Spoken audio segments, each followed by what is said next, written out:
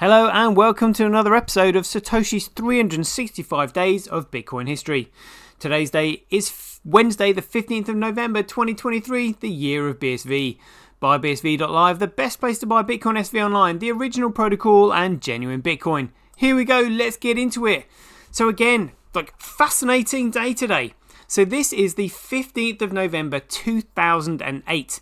And for the first time, we have Ray Dillinger, who refers to himself as Bear, enter the scene and communicate with Satoshi Nakamoto and try to explain his own comprehension of what he's read in the white paper. There is quite a lot here. I'm not going to go through it all and read it because it would take too long. But there are quite a few interesting features in here that I want to draw your attention to if I can find them. So it starts off here. It says, okay, I'm going to summarize this protocol as I understand it. And in this email is the first reference to sock puppets, which I find absolutely hilarious. And this is their first mention. So it says, unfortunately, both measures can be defeated by sock puppets.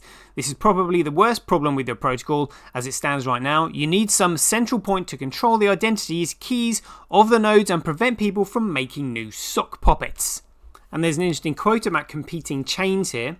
So Craig, in his explanation, said, if there are two competing chains, each containing a different version of the same transaction, with one trying to give money to one person and the other trying to give the same money to someone else, resolving which of the spends is valid is what the whole proof of work chain is about. We're not on the lookout for double spends to sound the alarm and catch the cheater. We merely adjust which one of the spends is valid. Receivers of transactions must wait a few blocks to make sure that the resolution has had time to complete. Would-be cheaters can try and simultaneously double spend all they want. All they will accomplish is that within a few blocks, one of the spends becomes valid and the other becomes invalid. Any later double spends are immediately rejected once there's already a spend in the main chain. There's also a passage in here with regard to identity that is quite interesting.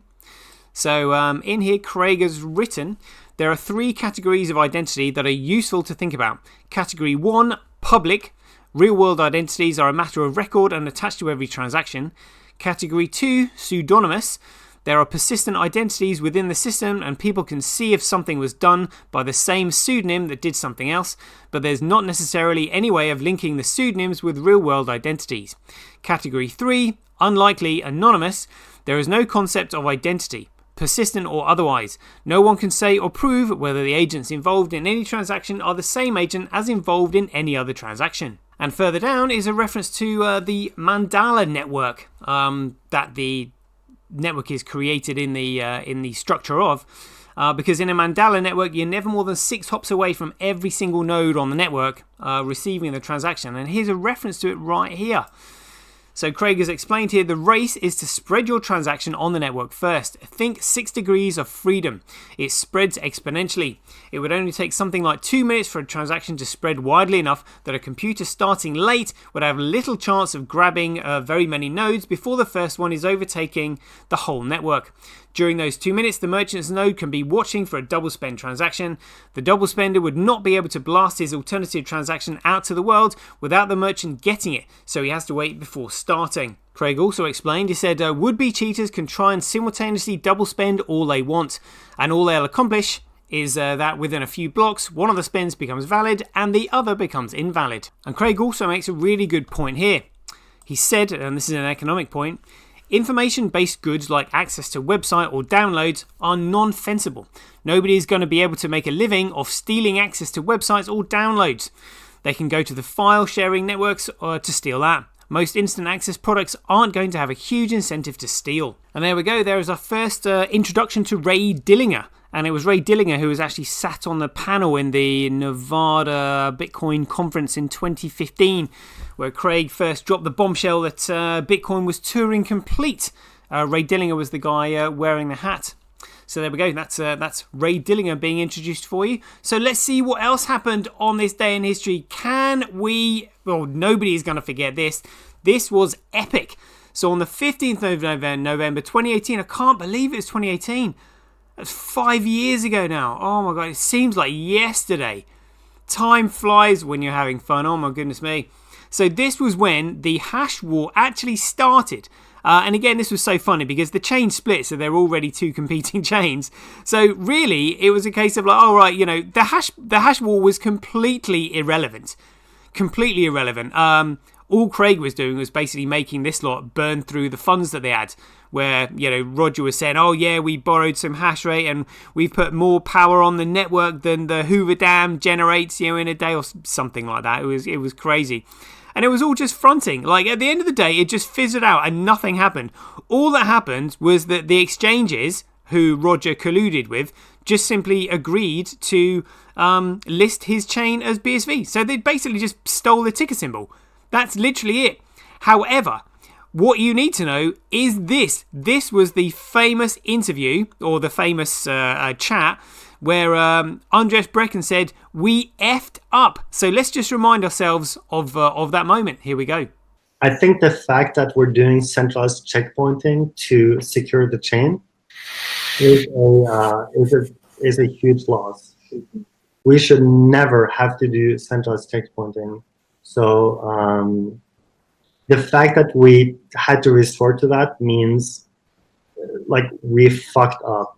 I do not consent to any centralized checkpointing. There should be none of them. Well, there should be one. It is called the Genesis block.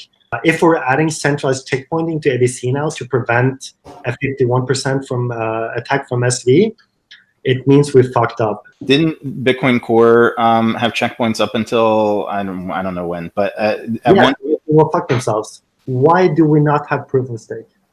It's because when you connect to the network, it is impossible to know what is the real world of the blockchain, right? Because there is nothing at stake. You don't have an anchor, right? Mm-hmm. We have an anchor. It is called the Genesis block. That is our anchor. Any other anchor, checkpoint, or whatever you want to call it, that is a centralized authority telling us what is the chain. We should never have that, because if we issue a checkpoint every week, we don't need proof of work. We can have proof of stake. Let's say you're spinning up a new node and it's and you want it to be completely trustless. The node has, as you just said, it has the Genesis block hard-coded. But nobody has the hash of the Genesis block memorized. So if you really what? I do. Andreas definitely does. So if you really want your software to be, trustless, like you're going to have to go and verify that hash against some known good source, and then you have the issue of where's the known good source. Come on, you didn't know. This is completely false. For example, or trusted developers. No, you cannot hash the Genesis block by traditional means. It is hard-coded in by hex because it doesn't use the normal rules. That's why we hard-coded in. There we go. That was hilarious. Look at that. He's just labelled himself. He goes, we are trusted developers. Really? So I have to trust you. If I have to trust you, it means that you have central control of the network. And if you have central control of the network, it means it's economically worthless to me. Honestly, these guys are absolutely clueless. But hats off to Andreas Brecken there. I mean, that was actually a really, really good explanation of saying that if you have proof of stake, then there is nothing at stake because you have complete control of it. I mean, absolutely fascinating, really. But they've absolutely shot themselves in the foot there. And also, again, you just simply follow the number one legacy address because it's a template to the protocol. Any changes to the protocol, the fundamental changes, result in a change in the legacy address.